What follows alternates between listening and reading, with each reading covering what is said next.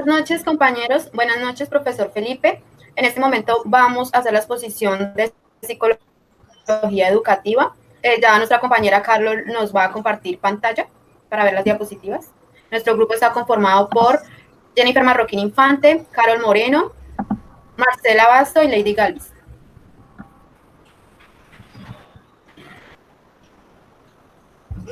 Bueno, la psicología educativa. La psicología educativa es la rama de la psicología que se encarga de estudiar las formas en las que se lleva a cabo el aprendizaje humano y los aspectos que modulan su desarrollo cognitivo, especialmente dentro de las instituciones educativas.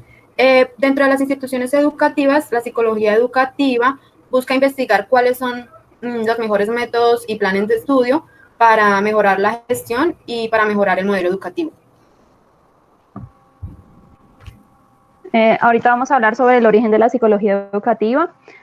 Como primer autor está Demócrito, que habla sobre las ventajas de la escolaridad y la influencia que tuvo este en el hogar. Platón y Aristóteles discutieron mucho sobre los contenidos de la psicología educativa en cuanto a los desarrollos de las habilidades psicomotoras y los límites de la educación y las relaciones que existían entre los docentes y los alumnos. Está Quintiliano, que defendió la psicología, la educación pública frente a la privada y con el fin de preservar los derechos democráticos que existían en esa época. Comenio hablaba sobre el pensamiento psicoeducativo y sobre esto los textos escritos sobre las teorías, y influyó mucho sobre la instrucción, que decía que la instrucción se basaba más que todo en la comprensión y no en la memoria. Sigue Descartes. Descartes habla sobre las ideas innatas como base del conocimiento, y mientras Locke habla sobre las impresiones sensoriales, es decir, todo lo que es basado con la experiencia. John Hume comprendió la importancia de estudiar la conducta de forma sistémica. Este autor no influyó mucho en el proceso del aprendizaje, sino en el método que mucho más después estudiara sobre las conductas educativas. William James opinaba sobre los conocimientos y las ideas que se podían establecer entre el docente y el alumno, y afrontó sobre los problemas educativos y introdujo la psicología dentro de la educación. John Dewey formuló las ideas sobre la educación y fundó el primer laboratorio de la psicología educativa. Thorndike es el padre de la psicología educativa. Él introdujo el método experimental, la psicología experimental en el campo de la educación. Especialmente la psicología educativa nace en 1892 con la asociación de la APA, y en el siglo XX la educación se vuelve obligatoria y gratuita para todos los niños del país. Bueno, en las etapas de la psicología educativa se encuentra la etapa de fundación o construcción formal de la psicología educativa. En ella se incluyen 6 presidentes, quienes son Cattell, Dewey, Weil, Judd, Shashore y Thorndike. Todos ellos creían que la psicología iba a revolucionar la educación, y es ahí donde muchos educadores querían dar a la nueva psicología educativa una nueva oportunidad. En la segunda etapa, que va de 1920 a 1960, aquí hablamos de la consolidación. Durante sus 30 años estableció una base empírica centrándose en el aprendizaje, en las habilidades humanas y en el rendimiento educativo. En la década de los 40, la psicología estuvo a punto de desaparecer porque no carecía de un campo propio. Otros campos, como lo es la evolución de la personalidad y la psicología escolar, trataban de lo mismo. De ahí surge Gage en 1961, quien era el presidente de la división. Él aventuró que la psicología educativa ocuparía en la década de los 60 y de los 70 una posición privilegiada. En la tercera etapa, la psicología educativa inició un poderoso despegue hasta ocupar una posición avanzada en el cuadro de la ciencia. De ahí surgieron 5 fechas, las cuales dieron como origen para que se pudiera la psicología educativa tener su propia identidad, quienes son en el año 1992, 1996, 2003, 2006 y actualmente hoy en día.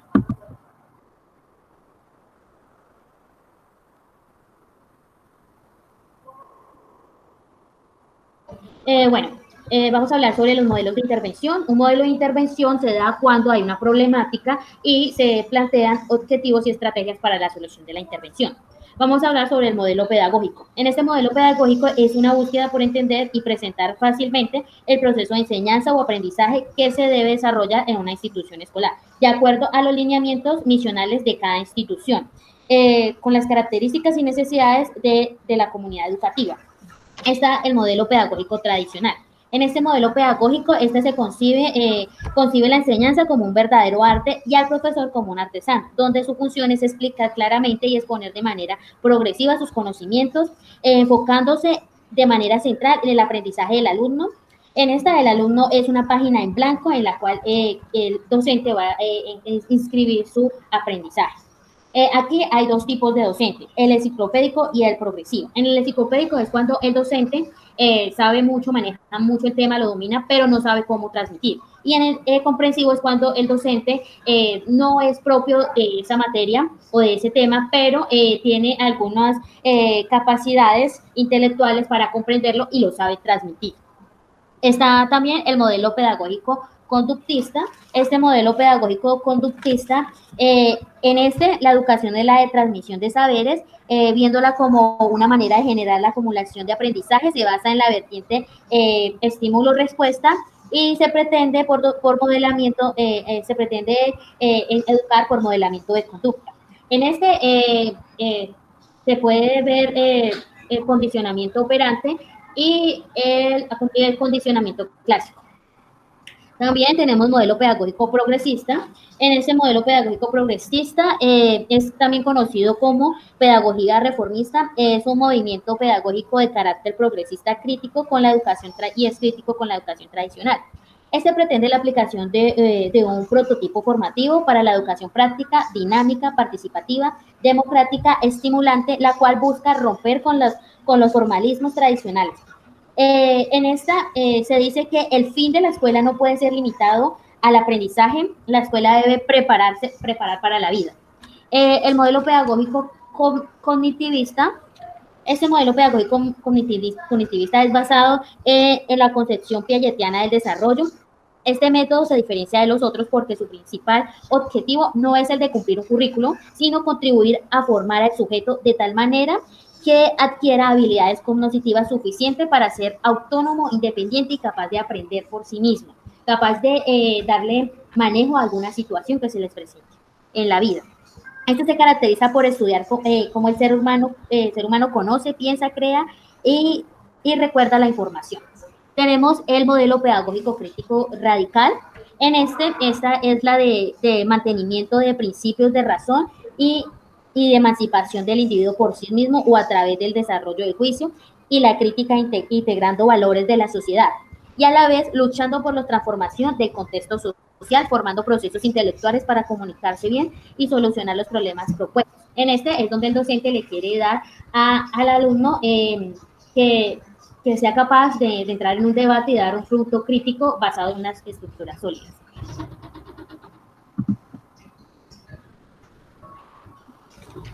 Bueno, el rol del psicólogo educativo. El psicólogo, pues en el ámbito de la educación, no solo analiza, reflexiona, interviene apoyando a los alumnos a superar los procesos que afectan el aprendizaje y las dificultades que éste tiene, pues en índole personal, sino que también interviene en el ámbito familiar, organizacional, institucional, sociocomunitario y educativo en general. También se encarga de asesorar y actuar como refuerzo al personal docente, especialmente en el tratamiento de alumnos con necesidades educativas especiales y también en la resolución de conflictos. Bueno, en las intervenciones, está la intervención ante las necesidades educativas del alumno. Ahí el psicólogo realiza actividades, propone intervenciones para la mejora de las potencialidades educativas que tiene el alumno. En las intervenciones de mejora de acto educativo, el psicólogo realiza asesoramiento didáctico, realizando intervenciones sobre las funciones formativas y educativas que se realizan con el alumno. En las intervenciones socioeducativas, interviene entre las actividades y las comunidades donde tiene lugar. Y los métodos, técnicas y tareas y actividades, el procedimiento general de intervención engloba en los siguientes pasos, en lo que es la evaluación inicial y el diagnóstico, la intervención, el seguimiento y evaluación final y valoración, con la toma de decisiones que se derivan de la misma. Y entre las tareas se dividen en dos. Está la relacionada con la evaluación, que se ve incluida en distintas áreas en la función de los problemas que ejercen en sí, y la que se refiere a la intervención, y estas son las derivadas de las áreas básicas y aplicadas de la psicología.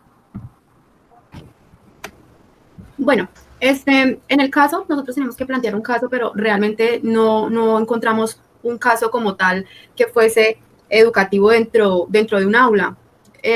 Como tal, dentro de la intervención psicológica, tenemos el enfoque clínico, y este enfoque clínico pues está centrado en alumnos con problemas emocionales o intelectuales que han sido identificados pues con anterioridad, ¿no? De diagnósticos previos. Pero pues si nosotros hubiésemos tomado un caso netamente, ya sería netamente clínico, y ya lo explicaron nuestras compañeras. De igual manera, nosotros también en clínica pues vimos estos casos, entonces no queríamos como redundar otra vez en clínica. Por el contrario, si nosotros decimos que se presenta un caso dentro de un aula educativa, o sea, pues en el ámbito escolar, entonces ya se incorporarían otros actores, no solo el niño, sino también su familia, el profesor y pues el entorno como tal que lo rodea, ya sean sus compañeritos, el entorno educativo. Nosotros pues quisimos relacionarlo con el enfoque sistémico de la siguiente manera, antes de entrar pues a la percepción sistémica. Recordamos mucho cuando vimos las teorías del enfoque sistémico, que hay una teoría que se llama la teoría ecológica de Bronfenbrenner, y esta teoría consiste en un enfoque ambiental sobre el desarrollo del individuo a través de los diferentes ambientes en los que éste se desenvuelve y que influyen en el ámbito de su desarrollo cognitivo, moral, y también en la forma en la que el niño o el sujeto se relaciona con otras personas. Bronfenbrenner divide los sistemas, que ya sabemos pues, que es el enfoque sistémico, entonces él divide los sistemas en microsistema, mesosistema, esosistema y macrosistema. Entonces, si tenemos al niño en el centro, el microsistema sería el nivel más cercano en el que él se desarrolla, que serían los padres, sus compañeritos de escuela, y los niños de pronto con los que él juega en el parque, o sus compañeritos de barrio, sus amigos de barrio.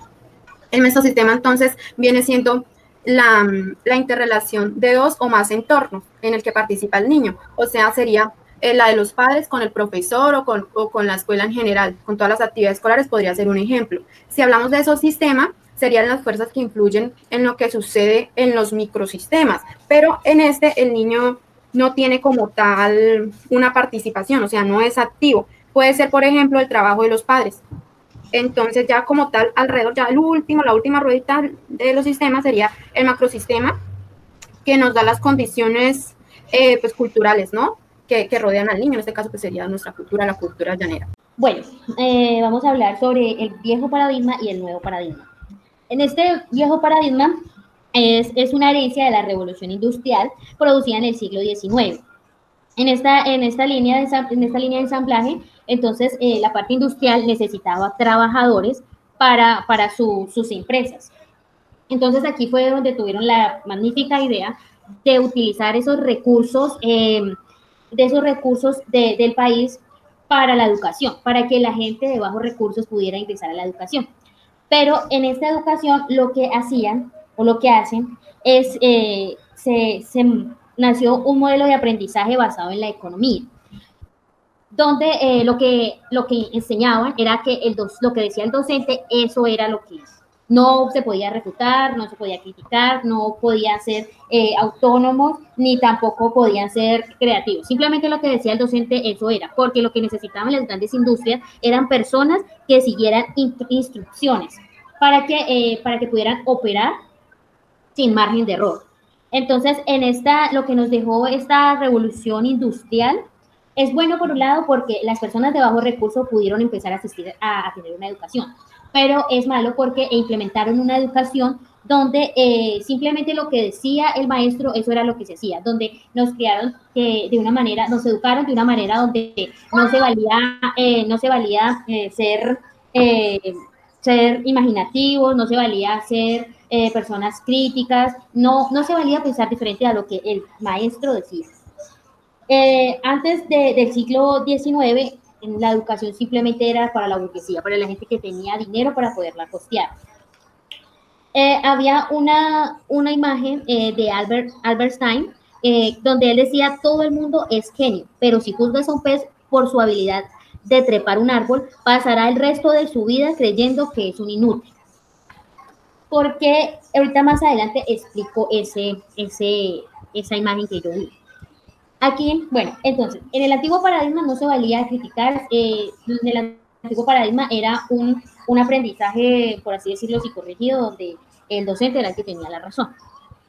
Y aquí es donde llega el nuevo paradigma de la educación.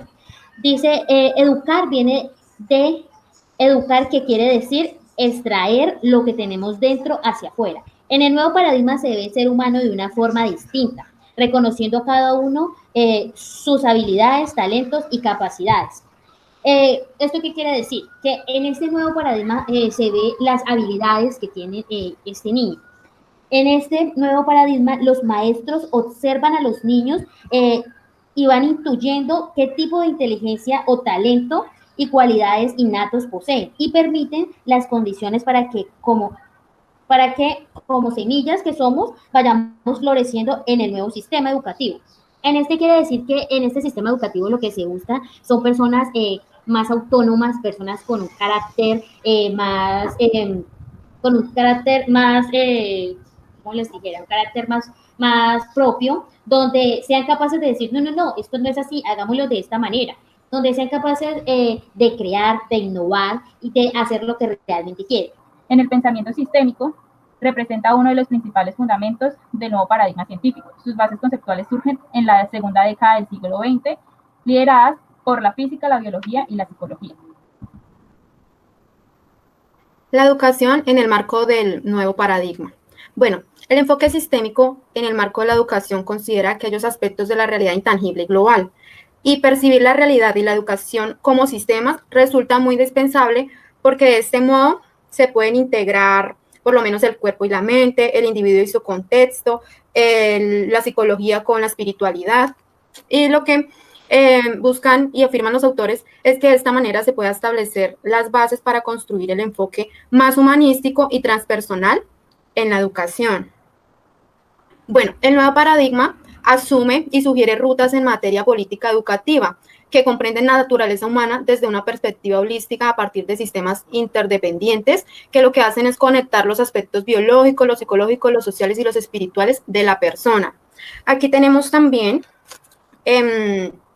como marco de referencia a estas aportaciones.